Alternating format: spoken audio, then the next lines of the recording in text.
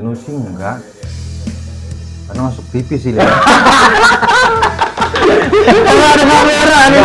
Tapi Tapir suka ya. Iya. Aku juga. Kamu suka mau? Suka.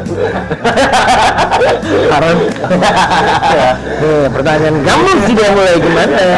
Nggak maksud. Tapi Romo tuh baperan nggak sih orangnya?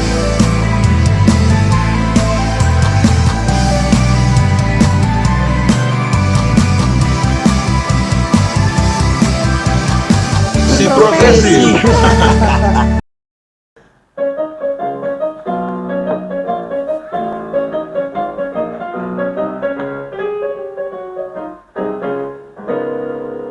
Hey, Oke. Malam ini kita kedatangan siapa? seorang yang spesial, yang kita tunggu-tunggu selama ini sebenarnya ya. Cuma karena Iya. waktu. Karena gara-gara kemarin. Martabak spesial. Oh iya. Sponsor ya. Dia nggak salah kayaknya. Halo Mo, selamat malam Romo. Malam. Selamat malam Romo. Ini Mo Irwan spesial kami undang ke sini berkaitan kemarin ada yang ngebahas-bahas Romo gitu di sini Mo. Gitu. Jadi Romo tuh diomongin ternyata Mo. Berarti termasuk fans saya. Dia salah satu fans berat. Orangnya mirip-mirip saya, jangan-jangan. Waduh, apanya nih Mo? Badannya. Nah, ya terlepas kita suka ketemu gitu di luar gitu, kita mau ngobrol lebih dalam di sini, pengen tahu Romo tuh bisa jadi yang sekarang gitu sampai jadi Romo, sampai jadi pastor. Nah itu gimana sih Mo gitu? Apa tahu-tahu dari lahir udah kamu nanti bisa jadi pastor gitu sama orang tuanya? Itu sih kan ada prosesnya. Ada ya, nggak tahu sih ada nggak ya? Pokoknya bisa aja gitu. Ada efek foggingnya bro ya, keren. Efek fogging. Emang sembari di fogging sebenarnya. Dari tadi ngomong nggak masuk nih kan? Masuk kok sini, masuk. Sekarang masuk ke sini nangkep. Nggak apa-apa lu udah. Soalnya tadi nggak bisa ngulang ngomong apa tadi. Kita lah kurang lebih ya. Jadi kami kepo Romo gimana tadinya jadi seorang pastor sampai sekarang gitu. Bisa diceritakan Mo dari pas Dari baru awal. lahir, Mo. Pas Kita dari ini aja paling dari apa? Kan ada seminari gitu ya Mo ya kalau Awalnya, jadi pastor. awalnya. Itu Romo dari SMA-nya atau dari SMP atau dari Baik. Sebenarnya nggak ada pikiran juga Romo mau jadi Romo ya waktu itu tuh. Nggak ada pikiran. Jadi kayak mengalir aja, flowing. Masih Flowing bahasa Inggris. Iya. Flowing bahasa Inggris. Ngerti nggak, Bre? enggak sih? Eh. Gua mah karena lo mau bilang mengalir aja ya udah kan gitu. Iya. Dulu sama seperti kalian aktif di gereja, lulus SMP. Nah SMP tuh waktu itu Romo ikut Miss Dinar ya. Oh. Jadi kumpul sama teman-teman di gereja, rajin ikut misa karena rame di gereja, sering kumpul di gereja. Dan kemudian ada teman ngajak, yuk kita masuk seminari. Oh. Nah, apakah itu disebut panggilan mungkin atau bagaimana? Tapi memang ada tantangan buat Romo sih untuk jadi pastor itu. Bagaimana penasaran sendiri, dan kebetulan memang ada ketertarikan Romo untuk hidup rohaninya itu lebih dalam lagi ya, ingin menggali lebih dalam lagi. Hidup Dari membiara lah ya, Mo. Hidup rohaninya. Membiara. Mulai dari hidup rohani, lalu Romo akhirnya merencanakan, cobalah ikut sama teman-teman masuk biara, masuk seminari, dan tes lah kita semua masuk seminari. Aku ada 11 orang dari paroki seminari menengah. menengah. SMA ya hitungannya. Lulus SMP berarti SMA. SMA, ya. ya. SMA. Berarti awalnya coba-coba ya, Mo. Karena ngikut teman. Itu karena gitu ya. Awalnya coba-coba tuh malah enak gitu. Yang serunya tuh ketika saya ikut-ikut teman 11 orang tuh dari paroki, hanya tinggal 2 orang dari paroki. Yang ngajak Romo mana? Oh iya. Out. Romonya bukan out sih, dia pengen hidup Di luar keluarga. keluarga. Jadi sampai jadi pastor, akhirnya dari paroki itu Romo tinggal berdua. Tadinya kalau satu kelas 36 ya, 36 orang. 36 orang yang jadi pastor hanya 3. Kurang lebih itu 12 tahun lah pendidikan. Oh, pendidikannya 12 tahun. Itu berarti hitungannya dari SMA ya? SMA sampai seminari tinggi tuh. Seminari tinggi. Oh, terus itu di seminari menengah itu berapa lama, Mo? Seminari menengah 4 tahun. 4 tahun, terus? Lalu seminari tinggi itu S1-nya 4 tahun, S2-nya 2 tahun. Oh iya. Lalu selingan dari S1 ke S2 itu ada masa pastoral, ada masa tahun pastoral. Nah, masa pastoral tuh kurang lebih setelah lulus S2. Masa tahun orientasi pastoral itu yang lulus S1, mereka lalu kemudian diterjunkan ke paroki untuk katakanlah ya mengenal tugas-tugas seorang pastor nantinya bagaimana di gereja. Kalau sekarang ada Frater Beni ya di paroki kita. Oh iya, Frater Beni. Di Serang. Ah, nggak tahu ya. Udah jadi frater tuh. Iya dong. Ya Beni itu. Yang kemarin. Namanya kebetulan sama ya. Tapi itu kan lancar ya, Mo. Maksudnya kayak kalau kuliah kan ada teman saya juga sampai 7 tahun gitu kuliah. Nah, kalau di seminari tinggi ya Mo ya kalau kuliah. Itu bisa lebih nggak sih, Mo?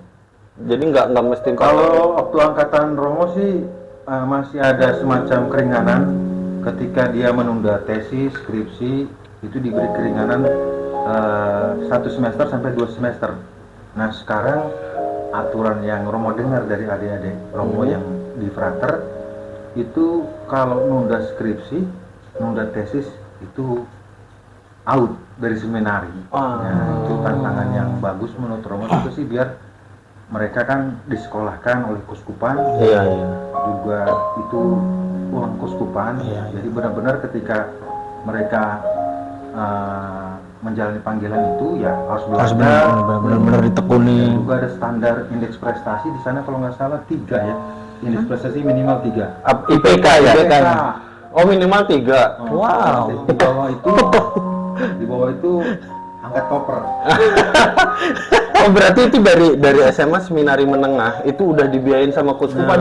Iya. Dan catatannya harus pintar karena memang kerjaan kita kan berdoa, Belajar, makan, belajar, iya, tidur, olahraga.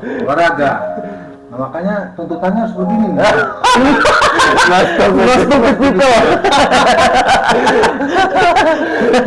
Tapi iya sih emang berarti dari SMA sampai S2 ya, Mo? Itu dibiayain sama kuskupan. Dan kuskupan itu kan juga dari partisipasi umat ke kuskupan. Dengan kata lain ya kolekte itulah yang dipakai untuk membiayai seminari, kehidupan seminari.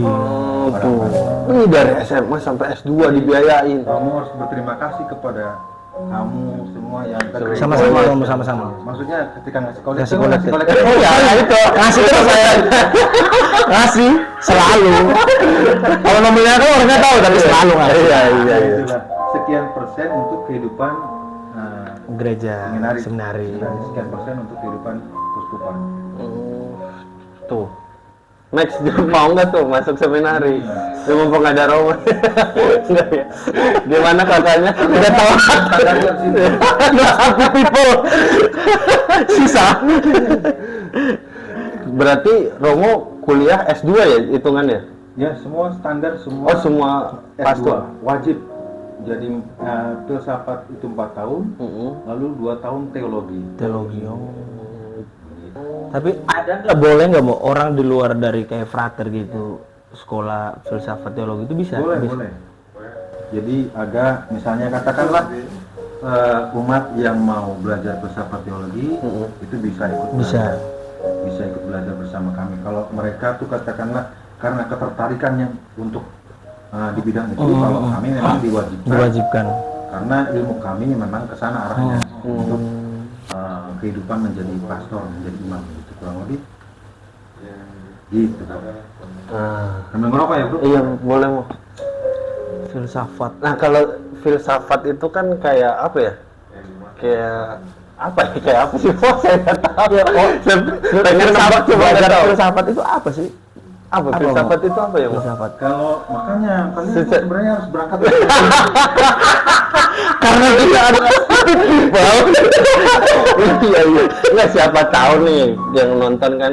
Ada yang punya minat gitu mau sekolah Kalau filsafat. filsafat itu secara sederhananya ya, semacam ilmu untuk menggali atau mencari semacam hakikat ya, hakikat terakhir dari sebuah persoalan. Jadi contoh misalnya kalau manusia itu dari mana asalnya, gitu, mengapa dilahirkan, ada semacam pertanyaan di sana, mengapa, kenapa, terus aja berlanjut, mengapa sampai tiada akhir. Contoh, air ini dari mana asalnya, dari sungai itu dari mana, mengapa ada air, nah seperti itulah. Jadi kayak contoh pertanyaan filsafat sederhana. Iya. Telur dulu atau Apa ayam ayam dulu? dulu? Nah itu tuh pertanyaan filosofi. Ayam asalnya dari telur dari ayam. Iya. Nggak ketemu tuh terus. Nah, Kurang lebih begitu. sebagai Romo kan sebagai alumninya nih. Menurut Romo ayam dulu apa telur dulu? Ya udahlah. Sampai pagi gitu berdua. Yang lebih dulu yang menciptakan. Iya sih. Nah akhirnya kan kalau dalam filosofi itu berujung kepada pertanyaan yang nggak bisa terjawab ya. Ketika manusia bertanya pada sesuatu yang nggak bisa ketemu jawabannya, nah di sanalah akhirnya teologi berperan. Ada wilayah di mana kita menempatkan diri kita untuk mengimani sesuatu sebagai yang maha mengadakan, atau kita sebut menciptakan, bahwa kok ada awan, kok ada makhluk hidup, kemudian makhluk hidup matinya terus kemana nih? Nah jawabannya itu kan melalui iman. Kalau melalui manusia berpikir, mengapa manusia mati ya, kok sakit, kok ada hujan, kok ada angin. dari mana ini? Iya. Kok akhirnya kita lagi gembira-gembira merokok terus sakit jantung gitu, mati. Lu kok mati? Terus kemana ini setelah mati? Nah pertanyaan setelah mati itu kan akhirnya wilayah kita akhirnya meletakkan kepada yang maha kuasa. Dari situlah teologi berperan. Nah teologi itu Romo belajar 2 tahun, bahas kitab suci. Nah yang kita imani kan iman Kristen, Iya. Katolik. Bagaimana akhirnya jawaban terhadap pertanyaan itu, hidup setelah mati itu dijawab dalam agama, khususnya kalau kita Katolik mengimani Yesus Kristus ya. Iya. Yang dia menunjukkan bahwa ada kematian, dan bagi kamu yang percaya akan memperoleh kebangkitan. Lalu kata Thomas, aku nggak percaya, anggaplah seperti manusia seperti kita ya, nggak ada itu namanya kebangkitan, hidup setelah mati. Sebelum aku mencucukkan tanganku yang bekas itu seperti kita tuh. Mungkin itu baik secara logika, jadi kita sungguh-sungguh mempertanggungjawabkan iman kita ya. Ada jawaban atas pertanyaan iman yang kita tanyakan. Apakah benar ada Tuhan? Nah Tuhan menunjukkan, tunjukkanlah tanganmu, ini aku hidup, aku bangkit, akulah jalan kepada keselamatan. Gitu. Nah, Romo akhirnya mengiyakan itu juga. Ketika jawaban manusia mencari-cari tidak ada jawabannya.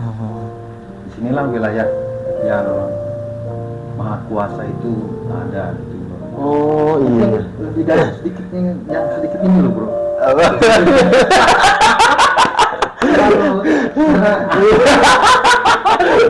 Iya, tapi seru juga ya. Seru. Seru juga ya, bener Mo. Ada pertanyaan yang lebih sedikit. Tapi berarti Romo kalau job desk lah, katakan job desk itu berarti gimana Bapak Uskup ya? Ya, karena kita kan ikut tongkat gembalanya Bapak Uskup. Jadi semacam wakilnya Tuhan Yesus di, katakanlah, dunia ini ya. Dan melingkupi kan kuskupan-kuskupan. Nah, tongkat gembala itu uskup yang pegang, dan kita ketika ditabiskan itu mengucapkan kaul ketaatan, kemurnian juga, dan juga satu lagi kaul kemiskinan. Dan kita harus taat kepada apa yang diucapkan oleh Bapak Uskup itu kepada kita sebagai perintah Tuhan. Nah itu oleh karenanya Romo percaya bahwa apa yang Romo terima sebagai tugas tanggung jawab Romo itu Tuhan yang menyuruh gitu melalui Bapak Uskup ya. gitu kurang lebih. Jadi memang nggak, katakanlah bukan karir sih, bukan kita yang mau, tapi inilah aku, utuslah aku ya Tuhan, kata para rasul begitulah ya, atau kepada orang-orang kudus tuh juga mengatakan demikian, inilah aku hamba, Katakanlah hamba itu artinya kita tuh manusia yang menyadari ketika bersimpu di hadapan Tuhan yang Maha Kuasa, dalam konteks gereja ya, kita berbicara rohani, kita tunduk patut kepada sesuatu yang ditugaskan oleh Tuhan. Kalau ditanya kenapa di dunia pendidikan terus, nggak tahu juga gitu.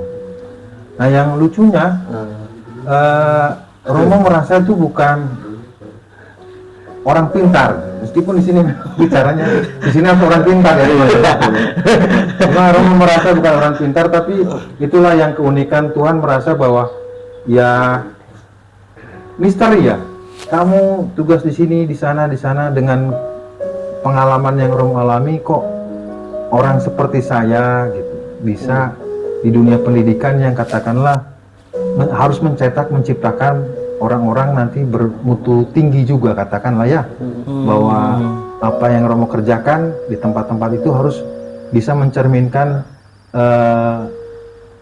kemampuan Romo dalam dunia pendidikan. Ya puji Tuhan, kalau misalnya Romo masih dipercaya sampai sekarang, berarti ada hal baik yang dicapai gitu, dan itu dinilai oleh keuskupan sebagai sesuatu yang baik, kurang lebih. Nah, Romo selama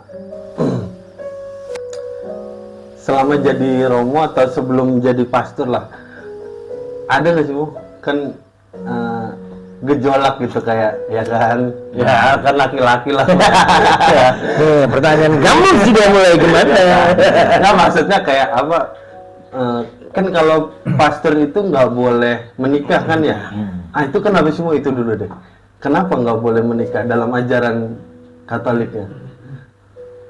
Nah kalau dalam sisi ajarannya memang bahwa para rasul itu ditunjuk, dipilih untuk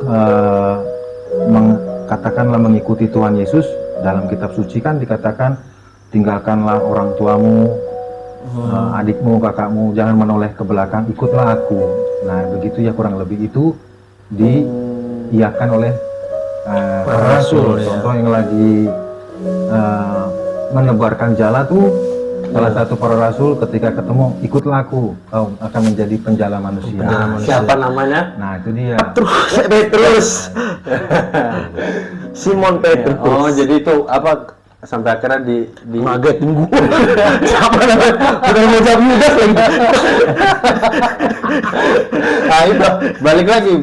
Nah selama Romo sebelum jadi pastor ya, maksudnya apalagi masa-masa kuliah ya, masa-masa kuliahnya gitu, ada nggak sih Romo kayak, aduh saya pengen pacaran sama ini nih gitu, rasa ingin pacaran gitu? Kalau katakanlah sebut, kalau manusia umumnya tuh bicara soal hawa nafsu gitu kan. Iya. Laki-laki manusia dengan tubuh. Manusia itu terdiri dari, kalau nggak salah ya Romo mengira-ngira, ada tubuhnya, kemudian ada di dalamnya itu ada jiwanya. Nah, lalu di dalam jiwa itu, tubuh itu ada saraf-saraf yang mengatur emosi-emosi dan rasa-rasa ya. Rasa enak, rasa suka, lalu emosi itu yang menyangkut senang, sedih, dopamin gitu ya. Nah, sedih, gembira, yang membuat kadang kalau jiwa dan tubuh itu saling keterkaitan. Nah, kita ngomongin lebih jauh nih ceritanya ya. Nah, pertanyaannya bagus berarti. Nah, Romo juga berkecamuk di dalam tubuh Romo tuh begitu ya. Ada rasa, ada hawa nafsu, ada perasaan suka. Kadang juga Romo ketika lagi susah ya sedih. Nah, itu Romo olah dalam tubuh itu ya. Dan sekali lagi, segala pertanyaan itu kalau secara filosofi, mengapa bisa terjadi? Mengapa saya sedih? Mengapa saya begini, begitu? Mengapa saya mau jadi pastor? Nah itu akhirnya ujung-ujungnya saya serahkan pada Tuhan, gitu ya. Katakanlah, saya berdoa untuk mengolah itu, selalu bercengkerama, atau katakanlah ya dekat dengan Tuhan terus. Ini sebenarnya bukan katakanlah Romo terlalu munafik nih ya, atau kok bicaranya doa, tapi memang menurut Romo kalau nggak begitu akhirnya akan, karena logika manusia kan berpikir ini nggak normal gitu. Lebih baik keluar aja. Nah, ketika Romo juga berhadapan dengan situasi di mana Romo jatuh cinta, suka, harus bagaimana, dan Romo olah perasaan itu ya. Kadang kalau nggak Romo olah bersama dengan Tuhan, nah ini yang menjadi kadang yang harus kita mengerti sama-sama ya. Dalam dunia rohani atau dunia gereja, kitab suci, ada yang namanya roh jahat, ada namanya roh baik. Roh jahat, roh baik, sorry nih. Ada yang namanya roh jahat tuh. Di Roh dalam dunia jahat. rohani itu ada namanya roh jahat, ada namanya roh baik. Nah yang kedua di tengah-tengahnya tuh kita dengan kebertumbuhan emosi, diri, sifat-sifat dan segala sesuatunya yang ada dalam diri kita ya. Orang mengatakannya itu ego ya. Ego itu saya ya bahasa Latin. Kesayaan. Egosentris kan? Oh itu, Nah, itu bahasa Latinnya. Oh ego itu saya. Ya. Dasar lu ego lah. Lu apa ego? Yang gitu. Ya, terus. Iya. Ego. Orang kan apa yang tahu? Gimana terus? Iya belum. Aku suka agak nggak fokus. Saya nemenin Romo ya, Mo? Iya. Kenapa? Betul. Ngerokok. Iya. Biar kita lebih cair bicara. Iya.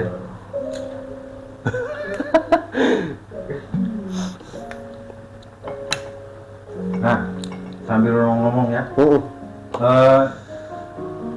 Menurut Romo lagi nih ya, karena ini sebenarnya refleksi Romo sendiri ya. Oh refleksi berarti nggak ada literatur ya? Nah, katakanlah mungkin literaturnya dulu ketika belajar filsafat, buku-buku dan sebagainya. Nah, jadi bicara mengenai kita, saya, ego lu gitu. Nah, Romo bawa ini untuk memahami diri Romo sendiri. Katakanlah siapa, identitas Romo, sifat-sifat Romo kenali tuh. Romo kenali, dan kemudian juga Romo baca, katakanlah sekeliling lingkungan Romo dengan sifat dan pribadinya masing-masing. Nah, yang ingin Romo katakan dalam hal ini, setiap orang itu berjuang dengan dirinya dan dengan persoalan yang dia hadapi melalui inderanya ya. Ini lebih kompleks berarti ya. Gue ketemu lo, kenapa misalnya lo berkumis, berjenggot gitu, itu buat gue masalah tuh misalnya gitu. Ya itu kan karena kalau di luar kan apa itu bisa jadi masalah. Iya. Ini aja jadi Masalah ya. Bisa jadi bacok-bacokan ya. Pelotot-pelototan juga masalah. Iya benar juga lagi. Nah begitu. Nah jadi Romo coba pahami diri Romo sendiri. Kemudian Romo olahlah diri Romo itu sendiri untuk akhirnya Romo menyadari pada suatu titik Romo adalah manusia biasa gitu. Dengan rendah hati Romo bersujud di hadapan Tuhan bahwa apa yang Romo rumuskan hari ini, esok atau kemarin itu selalu berubah-ubah. Berkaitan juga dengan emosi yang Romo rasakan yang selalu berubah-ubah. Hari ini biasanya kan kalau kita lagi sedih tuh ya, pengen gue begini, pengen gue begitu, atau lagi senang, lagi pengen bangga, gue pengen buat ini, pengen buat itu. Iya betul. Nah, pertanyaannya benar gak sih jangan-jangan yang kita buat gitu, atau sebenarnya yang kita buat itu salah dan ngawur atau bahkan menyinggung perasaan orang lain, atau menurut pandangan umum juga salah, kan nggak tahu kita ya. Nah di wilayah ini yang Romo bilang, katakanlah yang roh jahat ini ya, yang memainkan, mengaburkan kepala kita ini ya, kita merasa itu benar, senang, baik, dan ternyata salah. Nah begitulah makanya Romo biarin aja mengalir hidup Romo ya, dengan segala diri Romo ini yang begini gitu ya. Artinya ya mungkin dilihat oleh teman, oleh Beni, oleh Dimas, Romo itu begini. Inilah saya Tuhan begitu. Kalau saya misalnya menyakiti hati orang, ya inilah gua gitu. Kalau misalnya tiba-tiba buat senang orang, ya inilah saya. Kalau tiba-tibanya saya punya kekurangan, nangis karena jatuh atau bagaimana, inilah saya. Nah artinya Romo mungkin mengiyakan atau ingin mengatakan bahwa perasaan jatuh cinta itu juga Romo alami sebagai suatu perasaan manusia itu, karena ada juga di dalam diri Romo ya. Iya, iya. Jadi bukan dikatakan kalau udah jadi Romo itu kebal terhadap perasaan cinta, itu bohong ya. Bohong. Sama aja manusia. Jadi kalau kalian ngelihat cewek cakep suka, saya juga suka. Gitu. Sukanya sama cewek yang sama tuh. Iya. Ya, misal, tapi bisa ya kayak misalkan apa? Pevita Pierce suka ya. Iya. Rata. Gua juga. Kamu suka mau? Suka. Suka. Karena Ya kan manusia. kamu tuh orang baik, ya, saya jahat. Kan kalau kalian suka, kalau Roma menurut Roma dia yang suka sama Roma. Wah, siap. Intinya tuh kita coba kalau menjadi manusia itu mencoba mencari ilmu merumuskan ya. Kita rumuskan nih, lalu kita simpulkan, kita coba akhirnya laksanakan. Contoh kita duduk di sini bersama-sama nih, ada sesuatu yang baik ide si Dimas kan ya. Ayo kita coba jalan nih, ayo kita ini. Nah kalau nanti mungkin terjadi sesuatu ya kita perbaiki. Ya. Katakanlah itu menurut orang itu salah, ya kita perbaiki. Tapi kita mencoba untuk bisa berjalan dan menciptakan sesuatu yang baik. Ya, apakah itu baik atau buruk? Nah sambil kita koreksi sama-sama. Nah berkaitan dengan perasaan cinta ya Romo katakanlah pernah dulu waktu kuliah jatuh cinta ya. Ya? Ini ya logis banget ya. Logis Berarti ya, emang Romo tuh Gini bro. nggak bisa logis. Karena Romo nggak mau jadi yang di belakang. No stupid people. Iya berarti apa maksudnya bener-bener dicerna sama logika kan itu ya perasaannya. Tapi Romo tuh baperan nggak sih Bang orangnya? Nah sekali lagi sama seperti yang Romo bilang tadi, kita kan punya emosi ya. Iya. Makanya kita olah itu rendah hati lah terhadap diri sendiri ya. Iya. Sulit. Kalau memang kita punya emosi, kadang baper atau apa ya kita olah itu. Dan lagi-lagi ada wilayah jahat, wilayah baik tuh. Kalau kita hanya, kalau Romo kan ya karena sudah terbiasa, katakanlah berdoa, abang hidup Romo begitu ya. Iya, Jadi iya. setiap persoalan tuh ya Romo nggak jauh-jauh biasanya. Romo mengandalkan doa aja udah begitu. Tuhan saya baper nih, Tuhan bantu saya. Kalau nanti saya error atau misalnya jadi menyakiti hati orang, ampuni saya. Nah umumnya ya, situasi tenang, orang-orang banyak bilang ketika dalam situasi yang katakanlah baper, sedih atau bagaimana lebih baik diam sesaat gitu. Nah orang itu mengatakannya dalam dunia dia, entah itu namanya doa, meditasi dan sebagainya, tenang untuk bisa akhirnya menyimpulkan sesuatu. Dan lagi-lagi kembali kepada kitab suci ya. Kalau ada orang yang menjahati kamu ya doakan. Ya. Nah, suatu hal yang aneh. Pernah dulu Romo benci banget sama orang tuh ya. Setelah udah jadi Romo itu? Kesel karena katakanlah Romo disakiti gitu ya. Iya. Iya, iya, iya. Ternyata sakit hati itu begitu sampai Romo nggak bisa tidur tuh jungkir balik. Kadang kepala di kanan, di kiri, atau di atas kepala. Nah itu juga pernah Romo alami. Katakanlah kenapa kok saya disakiti gitu, saya nggak berbuat jahat gitu. Nah itu Romo alami. Ketika Romo coba berpikir tentang sakit hati itu, nggak sembuh-sembuh. Aneh itu. Tetap ada. Tetapi yang membuat sembuh apa? Justru ketika Romo belajar untuk cintailah musuhmu ya. Jadi itu malah sembuh. Jadi Romo timbulkan rasa sayang Romo, suka Romo, doa dari mulut Romo itu keluar, saya sayang sama dia, meskipun bukan pacar ya, konteksnya bukan pacar, tapi sebagai manusia. Sebagai saya manusia ya. mencintai manusia dia. Gitu. Saya mencintai manusia dia dan saya ingin dia baik-baik saja. Nah setelah itu mana sembuh ya? Mana bisa berdamai dengan diri saya, sendiri ya. diri sendiri. Mana bisa? Nah, itu kan terhadap lingkungan sekitar ya. Ini kalau misalkan Romo dengan Romo sendiri gitu, dengan apa? Ya Romo versus diri sendiri lah gitu. Menghadapi kayak soal jenuh, bener-bener kayak apa ya, hidup ini kayaknya kok flat aja gitu, kayak udah nggak ada kayak nggak bergairah lah gitu, kayak nggak semenarik itu misal. Pernah nggak sih Romo kayak gitu? Kayak ngerasa bosen atau cuma bosennya bener-bener nih seharian ngerasa bosen terus, apapun yang dilakuin tuh kayak nggak mood gitu. Kalau menurut saudara Apri gimana? Apri dulu mungkin. Apa ya kalau saya? Kayaknya susah deh. Susah gue. So gimana maksudnya bro? Lu menangkap Berat. pertanyaan? Enggak, lo ngerti gak sih gue nanya gimana? Apa sih tadi? Enggak lah, gue pengen apa aja.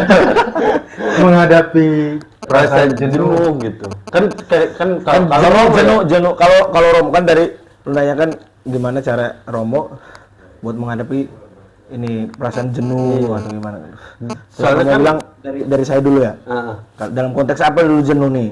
dalam hidup Dalam hidup. lo kayak Misalnya gitu tuh, kerjaan kan, gini-gini amat kerja. gini-gini terus, bukan Gini gini terus, kalau ya. gini-gini aja kan kayak gini doang, Gini doang. tapi kayaknya gini lagi, gini lagi. Iya, masa kan tiap hari kerja pulang tidur kerja pulang tidur ya kan pasti ada titik jenuhnya ada. Iya. Ya kalau dalam konteks saya pribadi ya mau nggak mau ya saya harus jalanin. Kalau saya nggak kayak gini saya nggak makan nanti. Nah kalau gue ya sebenarnya kalau kita kerja tiap hari tahu sendiri kerjanya apa kita? Lo Saya kan ada kerja sama lo. maksudnya saya kan kerja tiap hari berangkat kerja pagi pulang malam berangkat kerja pagi pulang malam titik jenuh itu pasti ada. Pasti aja pasti gini tiap hari gini terus Nah, terus ya kalau mikir lagi kalau saya nggak kayak gini nanti gimana saya hidup. Di satu sisi saya orang ngerantau jauh-jauh ngerantau lebih ke kondisi. kondisi hidup lah kondisi saya cari hidup di sini. Kalau Romo dispesifikin lagi deh. Romo kan kalau di kita, lo tau nggak kalau setiap hari itu ada misa? Tahu Misa bisa itu- harian tuh ada udah pasti ada. Misa tuh, nah ini nanti Romo koreksi. Misa itu setiap hari kecuali satu hari, tahu nggak? Setiap hari itu pasti ada misa kecuali satu hari, tahu nggak? Tahu nggak? Nggak tahu. Tanya Romo. Nggak, apa setiap hari itu pasti misa kecuali satu hari, Jumat Agung kalau nggak salah. Kecuali itu setiap hari itu ada misa, termasuk kan misa harian ya kan? Ya. Ya benar kan Mo ya? Iya. Nah, sekarang balik lagi ke pertanyaan ke Romo. Nah, Romo berarti kan setiap hari misa tuh. Ya.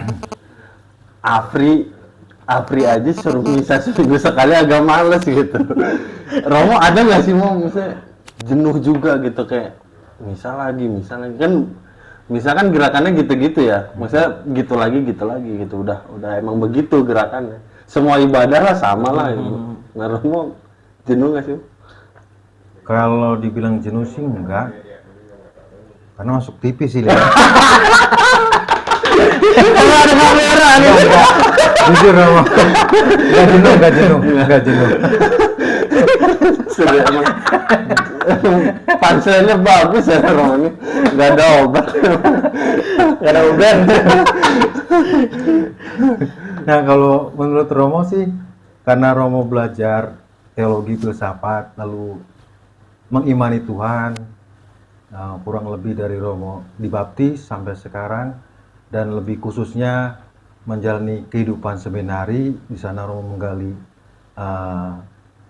iman tentang Tuhan Yesus ya. Nah pertanyaan kembali tadi, apakah jenuh? Yang Romo ingat itu dalam kitab suci, ngerti kan? Romo lah. Kalau nggak ngomong kitab suci itu namanya bukan Romo. Jadi sejarah hidup Yesus bersama para rasul sampai dia berkumpul bersama, lalu tubuh saya yang sudah berdarah-darah ini saya berkorban untuk kamu agar selamat. Saya mau kamu, kata Tuhan, makanlah ini.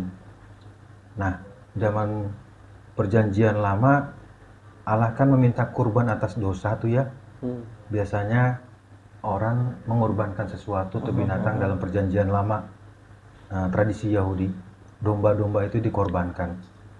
Nah, dalam perjanjian baru Tuhan mengajarkan kita tuh berkorban. Nah, dalam arti ini yang Tuhan mau tuh kita makan tubuhnya. Yang telah berkorban di kayu salib itu, makanlah ini, minumlah ini, rayakanlah ini. Itu aja.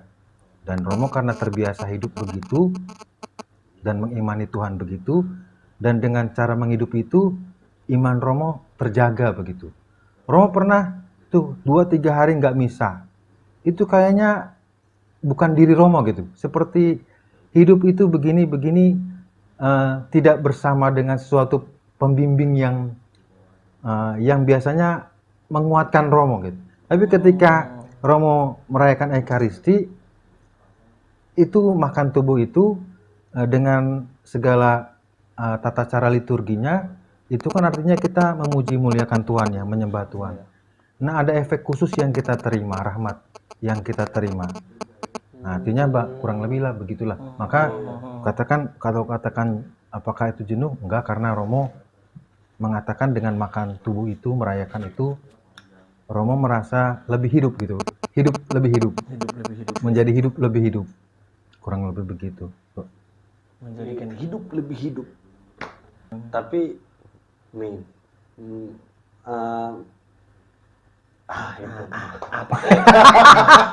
Apa ayo? Justru gimana ya? Justru pertanyaannya gimana? Gini, kemarin kan ada saya ngobrol sama teman. Jadi katanya apa?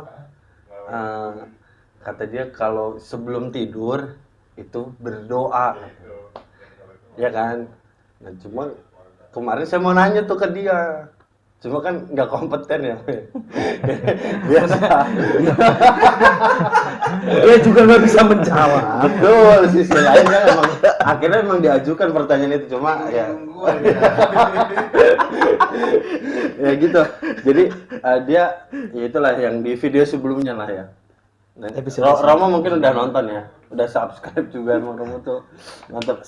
Jadi sebelum tidur dia membiasakan diri untuk berdoa gitu. Nah sampai akhirnya saya tersentuh. Gini soalnya kemarin dia. Jadi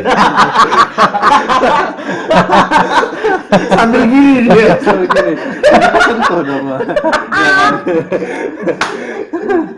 Tapi Jadi benar-benar dengan orang yang kemarin itu, pas dia ngomong kayak gitu, saya langsung merasa, banyak setan amat di belakang gua nih. Lu pergi sih, ada orang bagus nih kayaknya.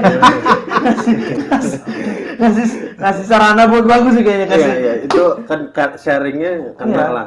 Kena buat apalagi bagi saya yang teman saya juga mungkin. Cuma kan sayangnya gitu nggak bisa ditanya detail karena emang bukan Tupoksinya dia. Nah, bukan tupoksinya dia. Jadi saya nanya Roma nih, dia biasa sebelum tidur itu mandi.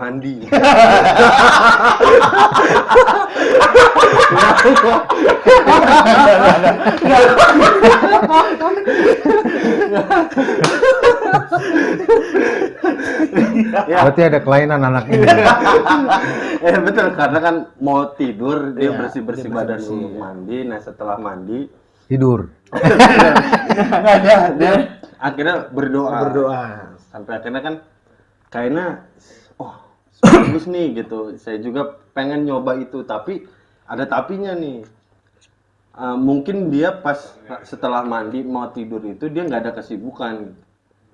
Jadi emang udah mandi, udah seger, udah bersih lah badannya, udah siap beristirahat. Nah cuma kalau kondisinya real saya nih, jadi setelah saya pulang cuci muka saya biasanya nggak mandi ya.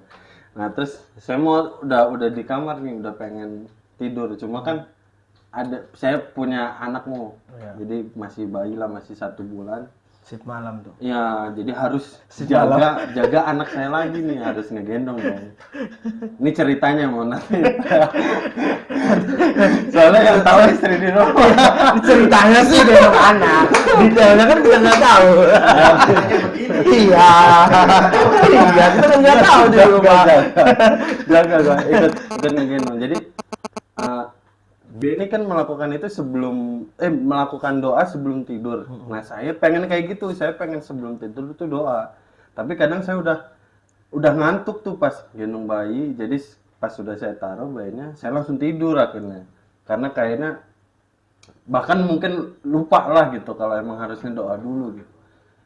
Nah baiknya gimana ya mau saya sebelum tidur biar doa dulu kah atau gimana mau pertanyaan saya masuk ya sih? Masuk. Saya bingung. Bagus. Nanya Ya untuk setaraf kamu ya bagus.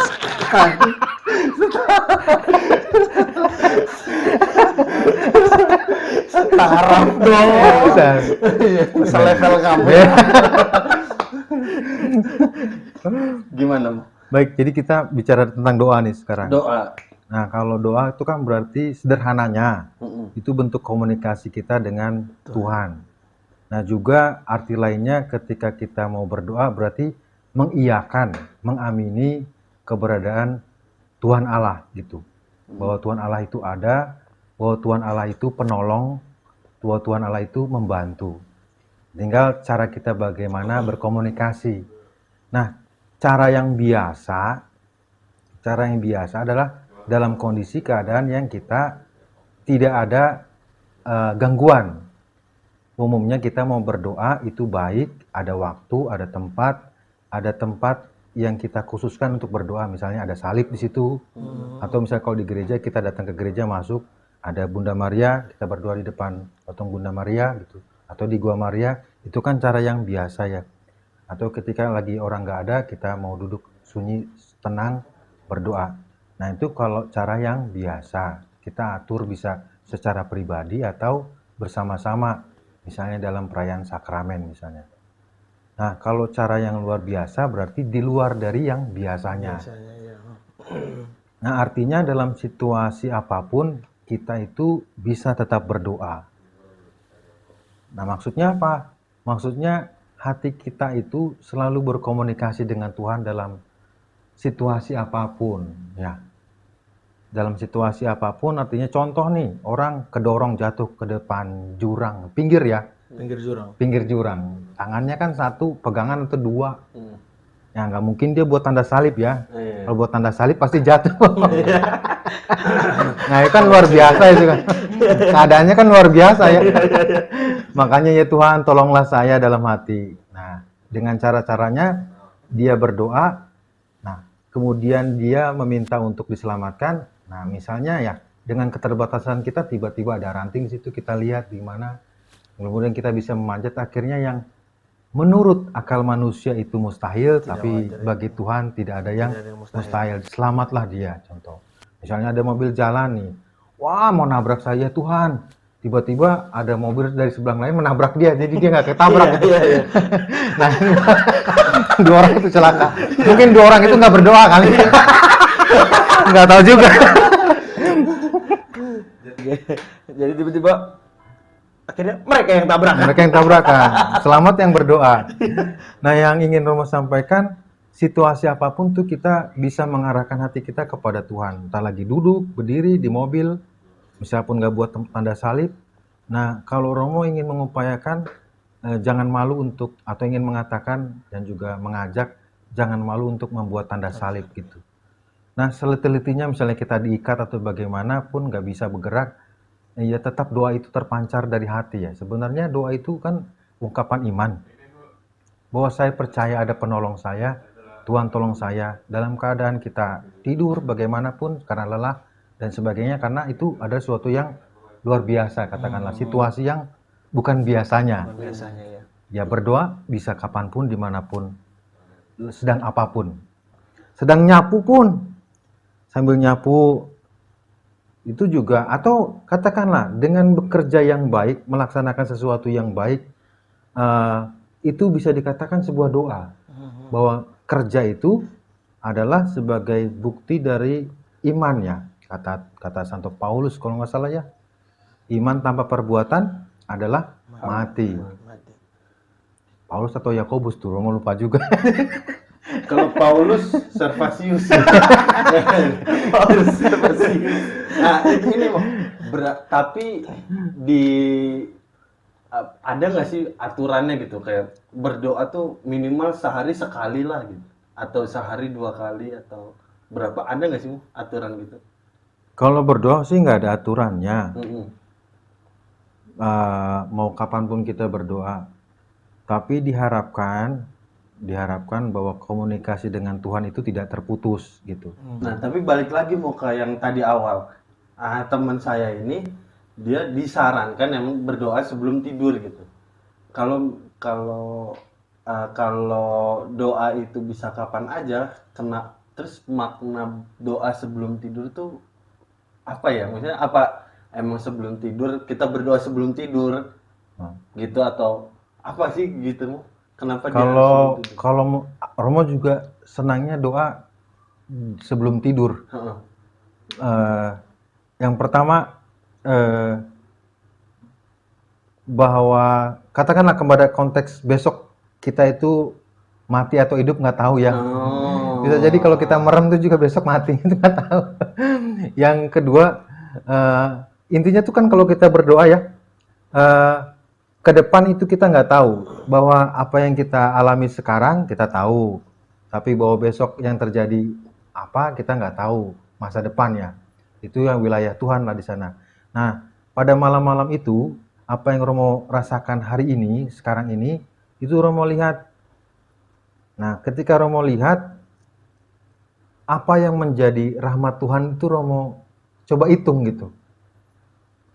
Hal baik apa yang Romo saya terima? Paling tidak, saya sehat hari ini. Yang kedua, saya dapat apa gitu hari ini. Nah, dalam konteks doa itu kita menyadari rahmat Tuhan. Nah, orang yang menyadari rahmat Tuhan, nah itulah orang yang bisa berdoa, bisa bersyukur. Berdoa itu artinya juga nggak meminta ya, tapi bersyukur. Syukuri hari ini rahmat Tuhan yang kita terima dan bilang terima kasihlah sebagai rahmat Tuhan. Dan saya minta besok apa harapannya. Oh, Gitu. berarti doa sebelum tidur itu maknanya yang saya tangkap ya, Bu. Jadi kita bersyukur atas hari ini dan memohon agar besok Hari jadi esok lebih untuk hari baik esok lagi. jadi Iya. Begitu ya. Heeh, Oh, nah coba teman kita kemarin ngomong gitu. gitu. Iya. Ya, Udah selesai. ih selesai. Oh Tapi iya. memang dia pengen kita lebih tahu langsung dari sumbernya. Iya sih, emang betul dari yang Dari valid yang lah ya. valid lah. Yang udah Ya. 12 tahun ya kan. Takutnya Udah. kalau dia yang jawab besok dia masuk seminari. Tapi saya udah ada yang menikah. Tapi kalau sudah menikah nih Mo ya, sudah menikah. Terus mau seminari nggak boleh ya? Kalau sudah menikah bisa masuk seminari dengan catatan pasangannya sudah tiada, Oh gitu. sudah meninggal. Bisa. Tapi di seminari itu bisa jadi frater, diakon dan pastor. Ya lagi-lagi usia di sana disarankan tidak terlalu tua juga ya. Oh. Ada batas maksimal untuk masuk seminari itu kalau tidak salah 35 tahun. Oh, nggak bisa loh. Fri. Kalau lebih dari itu karena akan menjalani masa pendidikan yang panjang, takutnya udah jadi pastor dia meninggal gitu.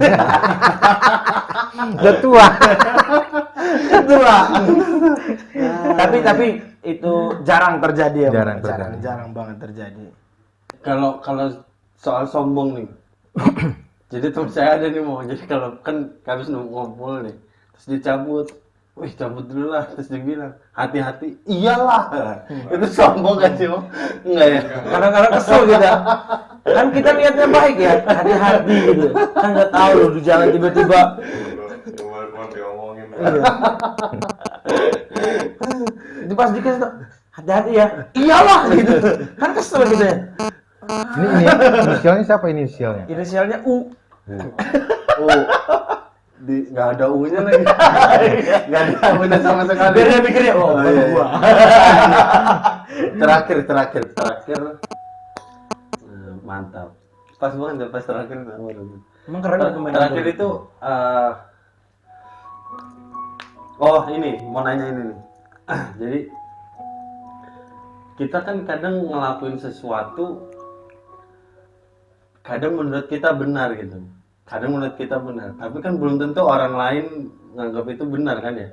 Tapi kalau kita lihat dari kondisi yang lain gitu, kita udah ngelakuin sesuatu yang kayaknya baik nih, baik lah ya, baik.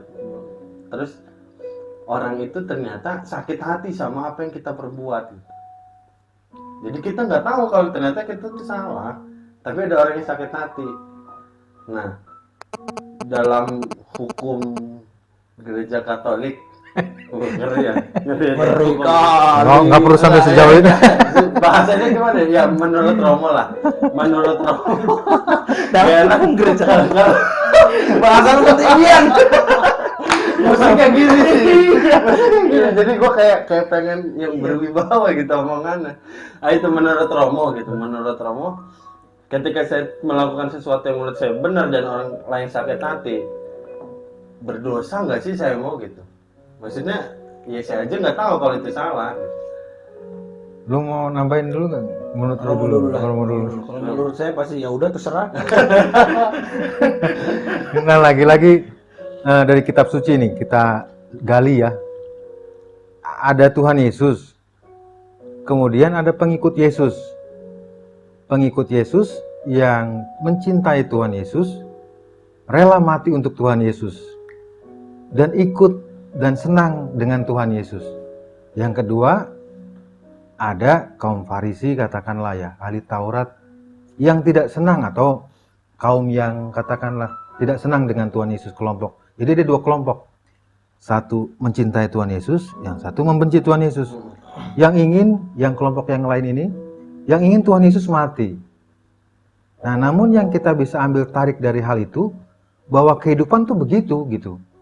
Ada yang senang sama kita, ada yang membenci kita. Nah, kalau kita lihat dari perbuatan, perlakuan Yesus, tidak ada pun setitik pun kesalahan katakanlah ya, yang diperbuat oleh Tuhan Yesus. Namun, apapun itu yang baik, yang benar, tetap aja ada orang yang gak suka. Nah, yang mau ingin Romo sampaikan, dalam situasi atau posisi Tuhan Yesus itu, dia menerima keduanya gitu. Inilah hidup. Inilah hidup. Gak bisa kita hanya menerima yang enak, yang suka, yang sayang, yang mencintai kita, yang enak sama kita, lalu menolak yang lain. Nah, Tuhan ingin mengajak, ya ini realita hidup yang harus kita hadapi juga. Bukan berarti kita buruk atau yang lainnya buruk. Nah, bahwa hidup itu sekali lagi ada yang keunikannya masing-masing, sifatnya masing-masing. Yang Tuhan ingin sampaikan, ayo lo ikuti jalan aku. Kalau ada perselisihan, persoalan, ada apa ya kita terima ini semuanya dan kita kembali minta petunjuk Tuhan gitu. Jangan mengandalkan diri sendiri. Dan dalam situasi seperti ini, posisi Tuhan Yesus itu dia ya ahli Taurat dia hadapi dengan baik. Kaum Farisi yang membenci dia, yang ingin dia mati, dia dekati juga dan dia berbicara dengan lugas, tegas bahwa yang benar tuh seperti ini. Meskipun banyak yang mencobai dia ya, agar dia salah, agar dia ini, agar dia bete, agar dia kesal, tapi tetap sebagai pribadi yang katakanlah kita kenal itu yang mengasihi. Bahwa orang-orang pendosa itu didekati. Contoh Zakheus ya. Dan dia dekati, akhirnya menjadi tidak berdosa. Ya, tugas kita sih, kalau memangnya ada yang nggak suka, ya nggak apa-apa, bukan berarti hidup itu berakhir gitu ya. Ya emang itu hidup. Ya misalnya saya sama kau, sama Benny atau sama Edwin, ya bukan berarti hidup berakhir. Saya coba sama-sama, ayo kita coba. Nah, ada satu hal yang ditampilkan oleh Tuhan Yesus. Ketika dia tetap berbuat baik, katakanlah, dengan ajarannya, dengan apa ketika di bait Allah dia mengajarkan sesuatu yang baik. Nah, kaum Farisi itu bahkan ingin membunuh dia ya. Dia disebut apa, gimana, sampai dia mau dilempari batu tuh waktu itu. Dalam kitab suci ya, akhirnya dia menyingkir dari sebelah pinggir dan pergi. Nah, pesannya dari situ, ya kalau memang orang itu tidak bisa diajak untuk berbuat baik, sudah kita nasihati, sudah kita katakan, kita sampaikan dengan contoh perbuatan baik, dia tetap begitu ya sudah, kita tinggalkan saja. Tapi bukan berarti kita membenci dia gitu ya. Ya maksudnya jangan sampai ya kita jadi ikut-ikutan jahat atau membalas. Lebih baik kita pergi. Dan kembali lagi ya kita doakan saja wilayah di mana Tuhan bisa melakukan suatu mujizat buat orang-orang yang katakanlah jahat itu. Jangan sampai hati kita jadi ikut jahat gitu. Berarti kayak contoh ada teman, misalnya Benny ya, namanya Benny misalkan. Inisial. Iya, jadi misalkan Benny ini dia kalau jalan nih, petantang petenteng, kayak yang jagoan itu tuh. Terus ada yang nggak seneng. Wih, si Benny ini tenggelam sih jalannya. Berarti secara nggak langsung Benny itu nggak salah lah ya. Iya, nggak salah. Dianya aja, orang itu aja menganggap Terlalu Benny-nya berpikiran petantang buruk ya. petenteng. Karena emang dia jalannya emang kayak gitu. Iya. Nah misalnya saya juga nih, saya jalan. Si Benny petantang kelepak lah. Nah itu menurut saya nggak salah. Benny marah. Kalau itu nggak. Kalau itu salah itu. Oh, salah. Ya kan minta ya. Ya konteksnya kalau udah menyakiti hati orang lain ya berarti itu salah lah. Itu udah salah. Tapi kan Tuhan Yesus makanya ketika mau dilempari batu dia menyingkir. Daripada berhadapan dengan orang gila gitu. Oke. Hah? Mau nanya? Enggak, buat penutup aja Oh, iya. kan gue juga pengen tahu kan kalau menurut Romo nih Sini Ben, sini sama Om. enggak Ada yang masuk. enggak. Waktu itu kan gini ya, waktu itu kan sebelum saya kenal sama Romo Irwan, saya kan udah punya kenalan juga kan, frater, tadinya frater, sekarang mungkin sudah menjadi Romo kan. Ini juga nantinya bisa buat Romo ngasih tahu juga buat sama orang-orang yang menonton, jadi ini juga suatu acuan juga. Pengen tahu menurut Romo nih cara doa yang baik itu seperti apa? Kan setiap Romo itu berbeda-beda kan. Menurut Romo, jadi kan kita jadi punya pemikiran lagi nantinya kan. Kan waktu itu kan saya udah dapet dari Romo Alvarez kan. Seperti itu. Saya pengen tahu juga menurut Romo ini seperti apa gitu kan. Doa yang Ya, baik. cara berdoa yang baik. Nantinya juga kan bisa buat para penonton juga yang saat menonton juga jadi kepikiran, oh iya ya, mungkin seperti ini kali doa yang baik. Jadi begitu. Itu doang, Bang. Ya itu aja sih. Ya kayak gue ya. Lalu mau doa yang baik tuh gimana sih mau jelas ya? Itu emang harus kata-kata. Jadi emang harus biar lebih jelas gitu. Sama ini Baik. enggak. Sama ini nggak sekalian. Enggak apa-apa. Jadi pengen tahu juga mau. Iya, boleh. Baik. Mengenai doa yang baik, kalau menurut saya pribadi lagi-lagi ya, menurut saya semua doa itu baik. Nah, kita mengenal, memahami Tuhan itu Allah Bapa. Kita semua anak-anaknya itu.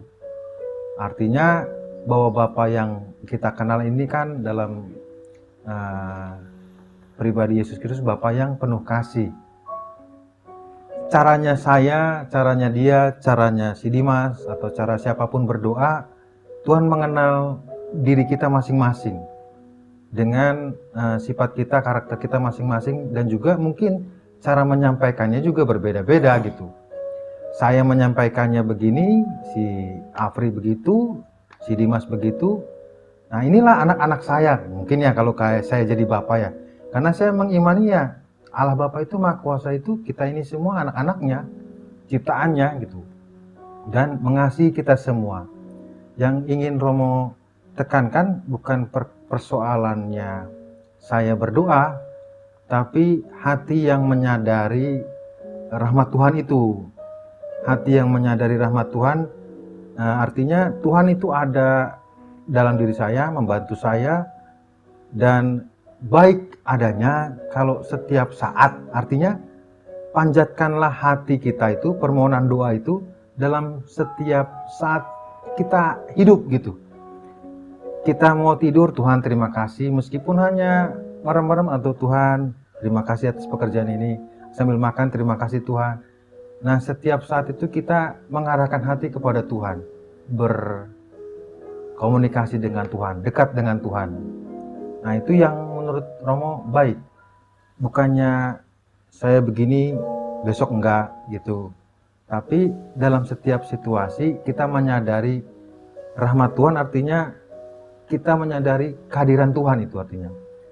Kalau saya makan ini, saya terima kasih Tuhan. Nah ini rahmat Tuhan, berarti Tuhan hadir tuh ya. Selalu ada dalam hati saya. Lagi nyupir, lagi kerja, entar lagi juga dengan istri, dengan anak, dengan siapa.